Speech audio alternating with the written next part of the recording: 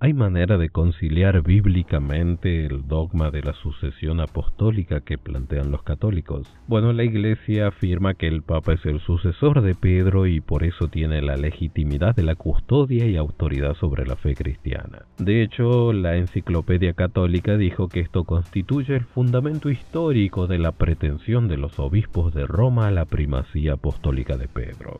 Sin embargo, tal afirmación es falsa y quizás digan ¿por qué mentiría la Iglesia? Bueno, la respuesta es muy fácil, porque siempre lo hacen. Ojo, esta no es mi opinión, esta es la afirmación de uno de los historiadores eclesiásticos más importantes del siglo XV. Hablo claro de Louis-Élie Dupin, historiador eclesiástico católico romano. Él, hablando del hecho de que hubo falsificaciones en documentos oficiales de la Iglesia, admite: los católicos inventaron historias falsas, milagros falsos y vidas falsas de los santos para alimentar y conservar la piedad de los fieles. Pero bueno, si por si acaso todavía sigues allí en este video, te cuento que varios historiadores encontraron que la historia de la sucesión apostólica está manipulada, o que sencillamente fue inventada para que la Iglesia de Roma no perdiera poder en comparación con otras iglesias más afamadas y menos corruptas, como la de Antioquía o la mismísima Jerusalén. Pero el problema está en que la sucesión apostólica que ellos plantean se sostiene en dos hechos muy endebles y sin ninguna prueba documental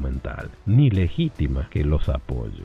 Analicémosla. La Iglesia sostiene que Pedro fue el primer papa y el fundamento de la Iglesia. También sostienen que Pedro visitó a Roma, que fundó la iglesia o congregación y que escribió desde allí y fue martirizado allí. Esto, por supuesto, haría que Roma pareciera ser muy prominente en la cristiandad como centro espiritual.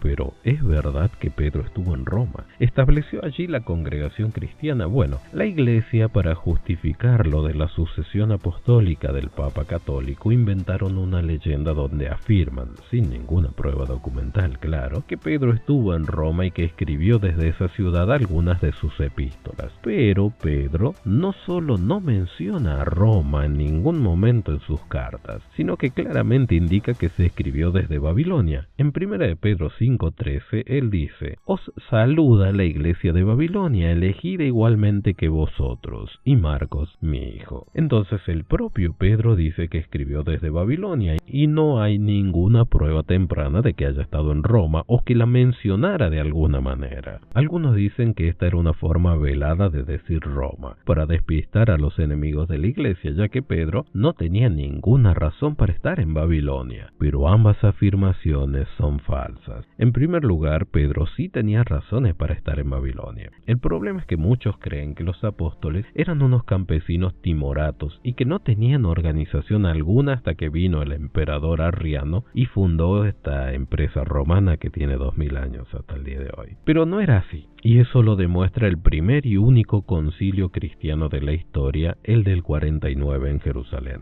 donde debatieron sobre doctrina y dividieron las secciones del imperio donde trabajarían cada uno de los misioneros cristianos. Y esto es importante porque, porque responde la pregunta anterior. ¿Qué tenía que hacer Pedro en Babilonia? Dejemos que la Escritura responda. En Gálatas capítulo 2, Pablo cuenta sobre este arreglo. Él dice que ellos, o sea, el cuerpo consultivo de Jerusalén, vieron que tenían encomendadas a mí las buenas nuevas para los incircuncisos, o sea, para los que no eran judíos, así como Pedro las tenía para los circuncisos. Sí, cuando llegaron a saber de la bondad inmerecida que me fue dada, Santiago y Pedro y Juan, los que parecían ser columnas, nos dieron a mí y a Bernabé la mano derecha de la coparticipación, que nosotros fuéramos a las naciones más ellos a los circuncisos. Este parafraseo que hice a fines de ahorrar tiempo muestra que tenían una división clara de sus zonas de influencia. Y en el caso de Pedro, él sabía que la mayor parte de los judíos estaba situado en Oriente, incluyendo Babilonia, durante aquel primer siglo. De modo que Pedro se concentraría allí, mientras que claramente quien se encargaría de Europa era Pablo. Por eso, pero bueno, eso no importa por ahora. El punto es que sí tenía lógica que Pedro estuviera en Babilonia, pues aún después de la caída de la ciudad en manos de los persas y una gradual decadencia posterior, el apóstol estaba concentrando sus esfuerzos en la diáspora, y la dispersión a Babilonia sería un punto importante de concentración en aquella diáspora oriental de los judíos. De hecho, en el mismo tiempo tiempo de Cristo, Josefo, historiador judío romano, pudo hablar de los judíos en Babilonia como que eran miríadas sin cuenta. También nos habla de las 2000 familias judías a quienes Antíoco transfirió de Babilonia y Mesopotamia a Frigia y Siria, por lo cual Pedro sabía que Babilonia seguía siendo un foco del judaísmo oriental, aún por siglos, y esta importancia de la ciudad lo demuestra el que allí se dieran las discusiones en las escuelas rabínicas donde se elaboraron el Talmud de Jerusalén en el siglo V de nuestra era y el Talmud de Babilonia solamente un siglo después. De hecho, al considerar cómo se produjo el Talmud babilónico, la enciclopedia judaica se refiere a las grandes academias del judaísmo que había en Babilonia durante la era común. Entonces, si Pedro buscaba judíos para cristianizarlos, Babilonia era un lugar perfecto para comenzar. Además, si comparamos el saludo de la carta de Pedro con otras cartas apostólicas, no hay nada que nos haga pensar que cuando Pedro dijo que escribía desde Babilonia, no tenía por qué ser otro lugar. Piensen en que, mientras Pablo se dirigió a Occidente, o sea, a Europa, Santiago, Pedro y Juan se concentraron en el mundo oriental. Por eso Santiago en su carta, Santiago 1:1, él dice: Santiago, esclavo de Dios y del Señor Jesucristo, a las 2 tribus que están esparcidas por todas partes, o sea, judíos de la diáspora o prosélitos. Luego, el apóstol Juan, que escribió el último libro de la Biblia, lo dirigió a las congregaciones orientales con estas palabras. Según Apocalipsis 1, 4 y 11, dice Juan a las 7 congregaciones que están en el distrito de Asia. Ahora bien, ¿a quiénes escribió Pedro? Su primera carta dice, como ya lo mencionamos hace un momento, Pedro, apóstol de Jesucristo, a los residentes temporales esparcidos por el Ponto, Galacia, Capadocia, Asia y Bitinia. Y, oh casualidad, ninguno de estos lugares está en Europa. Además, hay un detalle interesante en que los países de las personas a las que se dirige la epístola se enumeran en el orden en que una persona que escribió desde Babilonia los arreglaría naturalmente, comenzando con los que se hallaban más cerca de él y pasando en circuito hasta las que se hallaban en el occidente y en el sur a la mayor distancia de él. Por esa razón, todas las pruebas parecen mostrar que Pedro sí estaba en Babilonia. Pero ahora abordemos otra falacia que se hizo circular.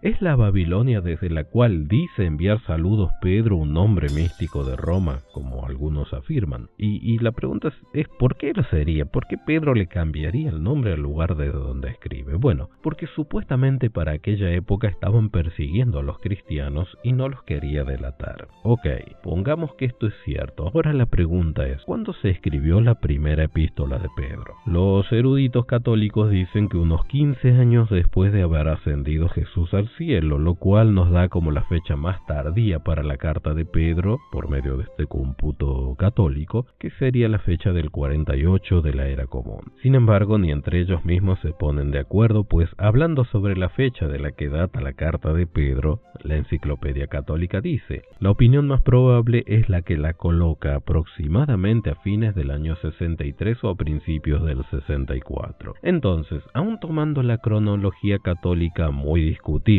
por cierto, tenemos que la persecución de Nerón a los cristianos empezó a finales del 64. Entonces, si Pedro escribió su carta en el 48, o si asimismo la escribiera en el 63, un año antes de la persecución, entonces, ¿cuál sería el propósito o la lógica de disfrazar el nombre de Roma o tener que usar Babilonia como nombre metafórico cuando Roma no estaba persiguiendo aún a los cristianos? Pero miren, mejor consultemos a gente que sabe de lo que habla. Vamos con la enciclopedia de Maclinton y Strong, quienes plantean este dilema. ¿Por qué descubrir un sentido místico en un nombre asentado como el lugar donde se escribió la epístola? Aquellos que recibirían la carta, ¿cómo podrían descubrir que la iglesia en Roma se daba a entender con la iglesia electa en Babilonia? Además, ¿por qué elegir Babilonia como un simbolismo si en el Apocalipsis se la menciona como una potencia espiritual hostil? Si quería ser místico, Pedro, dice diciendo que escribía desde una ciudad enemiga, Babilonia, sus lectores no lo entenderían porque hasta el momento Roma no era enemiga del cristianismo, o sea, la metáfora no servía. Por eso es raro que los críticos católicos como cuerpo adopten tal significado aquí y admitan por deducción la atribución de este carácter a su metrópoli espiritual, salvo porque necesitaban que Pedro estuviera de una o de otra manera en Roma. Hay un comentario interesante, casi en broma, que hace el Dr. Brown de Edimburgo. Él nos propone un caso paralelo. Dice: nuestra ciudad a veces es llamada Atenas por su ubicación y por ser asiento de erudición, pero no serviría arguir que una carta provino de Edimburgo debido a que está fechada desde Atenas. Así también no serviría decir que él escribía desde Babilonia cuando en realidad quería decir que era desde Roma. Lo cierto es que no son pocos los estudiosos que afirman que no hay pruebas de que Pedro hablara de Roma. Por ejemplo, en un comentario crítico y explicativo sobre el Antiguo Testamento y el Nuevo Testamento en inglés, dicen sobre Babilonia: este era el centro de operaciones de aquellos a quienes se había dirigido con tan buen éxito en el Pentecostés, cuando en Hechos 2:9 se dice que allí, escuchando el discurso de Pedro, había partos, o sea, judíos, habitantes de Mesopotamia. Y los partos entonces, para el tiempo de Pedro, eran amos de Babilonia mesopotámica. Bueno, fue a estos a quienes el apóstol fue a ministrar en persona. Esta conclusión está apoyada por varios estudiosos, pero para que no sea aburrido les dejo los nombres en la pantalla y en la descripción. Ahora bien, hay un detalle suspicaz. El libro de los Hechos de Apóstoles nos muestra el trabajo de Pablo y muestra que fue él quien estuvo activo en Occidente entre las naciones gentiles, aunque por supuesto ciertamente predicó a los judíos en esos países, pero no fue ni siquiera Pablo, aun como apóstol a las naciones, quien estableció la congregación en Roma, y con más certeza tampoco fue Pedro. ¿Cómo lo sabemos? Bueno, mientras estaba en Éfeso, Pablo escribe, cerca del año 56 de la Era Común, una carta a la congregación de Roma, la cual llevaba ya unos años de fundada, pues sin duda había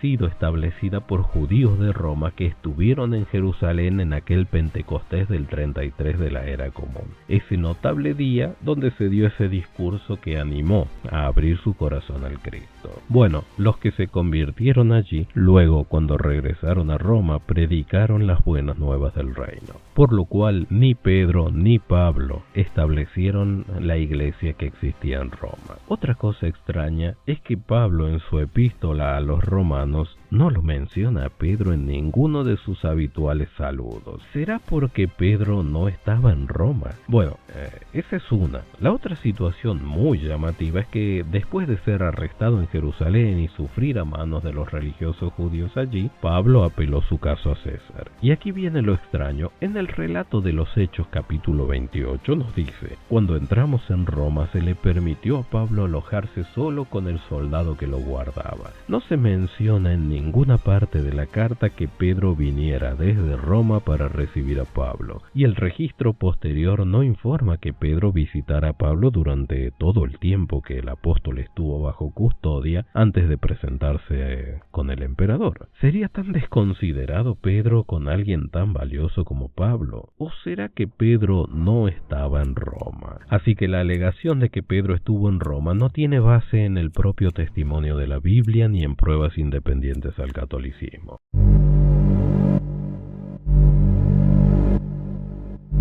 Pero veamos lo que dicen sus escritores. Por ejemplo, Clemente de Roma, del primer siglo, a menudo es presentado como uno que confirma la estancia de Pedro en Roma. Algunos doctos interpretan esto en sus escritos, como ser un tal Lardner, quien dice que de esos pasajes, o sea, de lo que escribe Clemente, me parece que puede llegarse a la conclusión con justicia de que Pedro y Pablo fueron mártires en Roma, durante la persecución de Nerón, claro, porque sufrieron entre los romanos, donde Clemente era obispo y en cuyo nombre estaban escribiendo a los corintios. Pero, ¿es esto realmente lo que dijo Clemente? Es cierto que Clemente menciona tanto a Pedro como a Pablo, pero en ninguna parte dice que ambos sufrieron muertes como mártires en Roma. Solo se refiere a Pablo como predicando tanto en el este como el oeste, denotando por contraposición que Pedro nunca estuvo en el oeste, sirviendo más bien en Oriente como en Babilonia. Así, el testimonio de Clemente realmente arguye contra el que Pedro haya estado en Roma. Sin embargo, otros pueden citar a Ignacio, quien a fines del primer siglo y principios del segundo siglo, dijo a los cristianos en Roma: yo no expido como Pedro y Pablo mandamientos a ustedes. Ellos eran apóstoles, yo soy hombre condenado. Al explicar estas palabras, la Enciclopedia Católica dice: el significado de este comentario ha de ser que los dos apóstoles laboraron personalmente en Roma y con autoridad apostólica predicaron el evangelio allí. Y uno dice: ¿what? ¿Realmente eso interpretan? ¿Es sólida la conclusión de la Enciclopedia Católica? ¿Dijo Ignacio que tanto Pedro como Pablo estaban en Roma? No, él simplemente declaró que como apóstoles, Pablo y Pedro expedían mandamientos. Ha de recordarse que los mandamientos pueden expedirse por medio de cartas, por medio de mensajeros o hasta verbalmente cuando gente de otros lugares lo visita a uno, y uno lo manda con un mensaje cuando regresan a sus hogares, por lo cual no es preciso que la persona que da la orden esté personalmente presente en una ciudad en particular. Creo que al final solo son las ganas de la enciclopedia de interpretar lo que a ellos les conviene. Otra fuente que se cita habitualmente en apoyo de que Pedro estuvo en Roma es Ireneo. Y quizás algunos digan: pero ¿no dijo Ireneo definitiva y claramente que Pedro estaba en Roma? Según los escritos existentes de Ireneo, del segundo siglo de la era común, allí leemos: Mateo también expidió un evangelio escrito entre los hebreos en su propio dialecto, mientras que Pedro y Pablo predicaban en Roma y colocaban los cimientos de la iglesia. Esto dijo Ireneo. También hay una referencia a la universalmente conocida iglesia que fundaron y organizaron en Roma los dos apóstoles más gloriosos, Pedro y Pablo. Sin embargo, es posible que Ireneo no haya hecho estas declaraciones. ¿Por qué no? Porque los escritos griegos originales de Ireneo se perdieron. Estas palabras atribuidas a él se traducen de una versión latina deficiente que se halló algunos centenares de años después. Un escriba latino fácilmente pudo haber añadido los puntos acerca de Pedro. El hecho de que hubo falsificaciones similares lo admite Louis Élie Dupin, historiador eclesiástico católico romano. Él dice: los católicos inventaron historias falsas, milagros falsos y vidas falsas de los santos para alimentar y conservar la piedad de los fieles. La más fuerte evidencia contra las declaraciones que se alegan fueron hechas por Ireneo en su desacuerdo con la Biblia. Como es evidente en la carta a los romanos, ya había cristianos en Roma antes de que el apóstol Pablo jamás viniera a esa ciudad. Entonces las palabras de Ireneo van en contra de la misma carta de Pablo. Esto se reconoce en la introducción del libro de Romanos en la New American Bible católica. Allí dice: puesto que ni la tradición cristiana primitiva ni la carta de Pablo a los romanos menciona a un fundador de la comunidad cristiana en Roma, puede llegarse a la conclusión de que la fe cristiana llegó a esa ciudad por medio de miembros de la comunidad judía en Jerusalén, que eran conversos cristianos. Ahora bien, dejé para el último a uno de los más citados para establecer este caso, Dionisio, quien es la primitiva autoridad que escribió sobre el martirio de Pedro en Roma. Este señor era obispo de Corinto en la segunda mitad del segundo siglo. Tanto él como otros muestran un fuerte deseo de representar a Pedro y a Pablo, los dos apóstoles sobresalientes, como habiendo fundado juntos la iglesia de la metrópoli. Ese deseo parece haber originado la tradición, casi leyenda, de que ellos estuvieron allí en Roma. Concerniente al susodicho Dionisio, la enciclopedia de McClintock y Strong aluden a que Eusebio, quien vivió en el siglo III, otro escritor cristiano, hace una cita supuestamente basándose en los escritos de Dionisio, y él alega que Pedro y Pablo sufrieron martirio juntos. No obstante, todo el relato se basa finalmente en el supuesto testimonio de Dionisio solo. Eusebio no aporta ninguna otra prueba, y si ya dijimos que es dudoso el testimonio existente de Dionisio, ¿por qué deberíamos creerle a Eusebio? Y en realidad hay que tener en cuenta que Dionisio pudo haber muerto aproximadamente en el 176 después de Cristo, por lo cual no tendría Eusebio como preguntarle. Sin embargo, noten que hasta los doctos de la iglesia una vez más se contradicen entre ellos, pues Epifanio, quien escribió en el siglo IV, dijo que Pablo era el obispo de los cristianos en Roma, cosa que nunca sucedió, y si sucedió contradice que entonces entonces el obispo de Roma fuera Pedro. Esta y otras contradicciones son comunes en la patrística católica. Por eso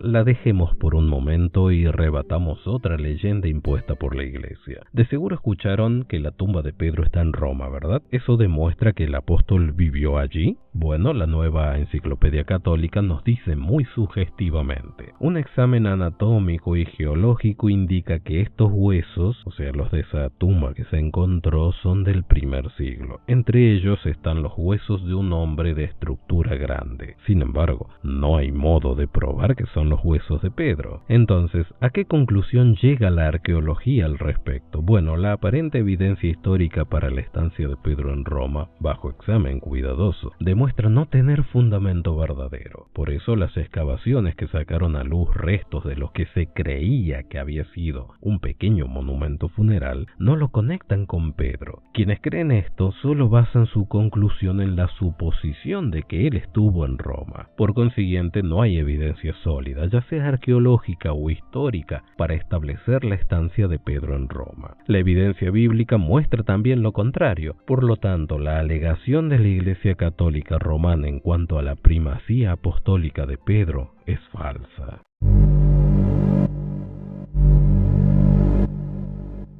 Sin embargo, abordemos esta cuestión desde otro aspecto. ¿Era considerado Pedro superior a los otros apóstoles? Bueno, el catolicismo afirma que sí, basándose en una lectura torcida de Mateo 16:18. ¿Quién creían los apóstoles, Pedro y Pablo, que era la roca, la piedra angular de la que hablaba Jesús? ¿Entendieron los apóstoles que las palabras de Cristo le aplicaban a su compañero Pedro? Bueno, pasajes como Hechos 4:8 al 11, Primera de Pedro 2:4 al 8 o Efesios 2:20, así como muchos otros, muestran que no. Se consideraba a Cristo como la piedra angular de la iglesia. Pedro era uno más del montón. De hecho, el apóstol Pablo tuvo que corregir a los corintios, quienes daban demasiada importancia a hombres ordinarios y se olvidaban de su verdadero caudillo Jesús. Por ello, Pablo dijo a los corintios: nadie puede poner ningún otro fundamento que el que está puesto, que es Jesucristo. Entonces, ¿fue Pedro la piedra o roca sobre la cual se edificó la iglesia? Por supuesto que no, pero no lo digo yo, lo dicen las escrituras y hasta algunos padres de la iglesia, como ser uno de sus santos católicos, Agustín. Él, en sus retractaciones, dice que está mal interpretado que las palabras de Mateo 16:18 se refieran a Pedro, sino sencillamente se refieren a Cristo, a quien Pedro acababa de confesar como el Hijo del Dios vivo. Además, para los demás apóstoles estaba muy claro que Pedro no era superior a ellos, pues las palabras de Cristo en esa ocasión claramente no le aplicaban a su compañero. Por eso se entiende lo que relata Lucas 22:24 al 26, donde una vez más riñen por establecer quién era el líder. Entonces, ¿por qué pelearían por esto si ya estaba claro que Jesús le había dado ese puesto a Pedro? No tiene lógica. Y quizás alguien diga, pero ¿no dice la misma Biblia que Jesús le encargó las llaves del reino a Pedro? Sí, es cierto, sin embargo esas llaves eran deberes, no poderes especiales. Pedro utilizó las llaves que le fueron confiadas porque eran los 3 caminos para abrir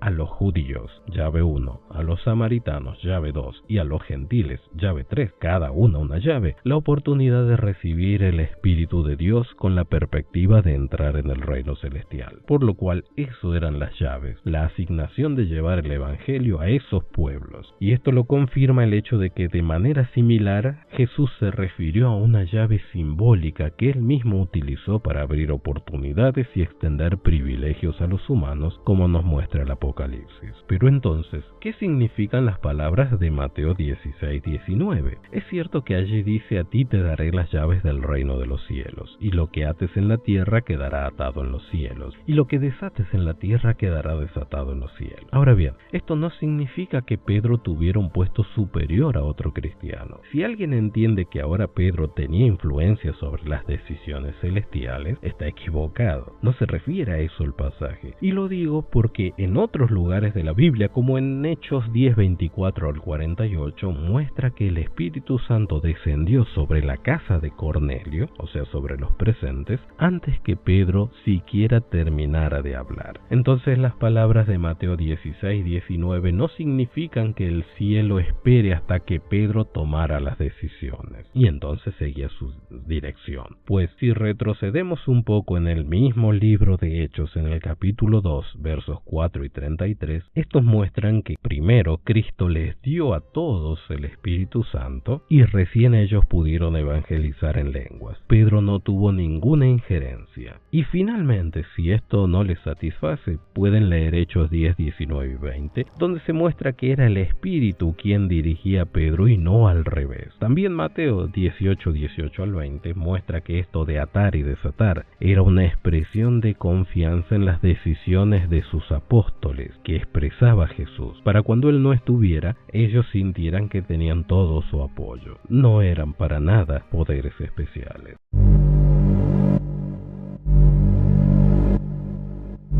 Otra pregunta que surge es, ¿el papado lo fundó Cristo, como afirman los católicos? Bueno, al respecto les cito unas palabras que dijo a un semanario el fraile católico Anthony Foy. Él afirma, desde Pedro, el primer obispo de Roma, que ya vimos que es falso, hasta nuestro papa actual, Juan Pablo II, se extiende una larga línea de sumos pontífices, de hecho más de 260. Pero cuando se lo entrevistó sobre estas palabras y le preguntaron al fraile si todos habían sido dignos del puesto, claro, imaginen con la historia de los Borgia, los sanguinarios e inmorales Juan XII y León X, etcétera, etcétera, la pregunta es más que pertinente. Entonces, encogiéndose de hombros, el fraile dijo, varios no han sido dignos de su alto cargo. Y noten, y en un esfuerzo por justificar este hecho, la nueva enciclopedia católica declara, lo que importaba respecto a gobierno era el cargo, y no el carácter personal de cada papa. Pudiera haber sido un santo, un mediocre o hasta un sinvergüenza, dice la nueva enciclopedia católica.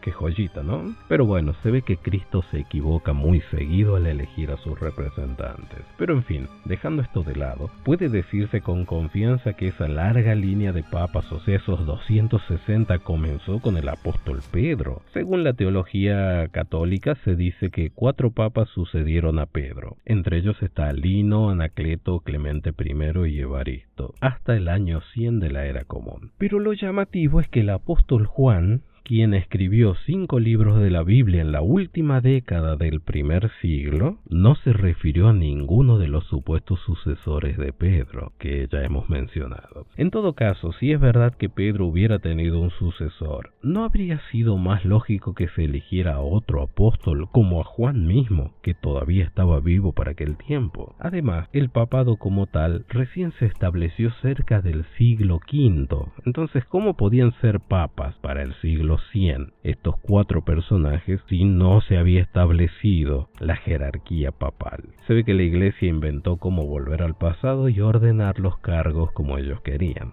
por lo cual estos supuestos sucesores no lo eran tal. Y en cuanto a la afirmación de que Pedro fue el primer obispo de Roma, no hay prueba de que él siquiera haya estado en aquella ciudad, como ya establecimos. Pero al respecto quiero agregar que en ninguna parte de la Biblia a Pedro o a alguno de los apóstoles se les llama Santo Padre, Sumo Pontífice o Papa, los cuales son títulos paganos que los utilizaba el emperador de Roma. ¿Y saben por qué no se les llamaba así? Porque el mismo Jesús se los había prohibido. Allí en Mateo 23, 9 y 10 dijo, además, no llamen Padre de ustedes a nadie sobre la tierra, porque uno solo es su Padre, el celestial. Tampoco sean llamados caudillos, porque su caudillo es uno, el Cristo. Atento a esto, el apóstol Pedro nunca se consideró más importante que nadie. Ejemplo de esto es cuando el centurión romano Cornelio quiso adorarlo y Pedro lo alzó diciendo, levántate, yo también soy hombre. O cuando se reunió el primer y único concilio cristiano en Jerusalén, quien lo presidió no fue Pedro, sino Santiago, el medio hermano de Jesús. De todos modos, la verdad sencilla es que la Biblia no apoya la afirmación de que Jesús fundara el papado. Según la enciclopedia de la religión, hasta eruditos católicos modernos reconocen que en la Biblia no hay ninguna prueba directa de que Jesús estableciera el papado como puesto dentro de la iglesia.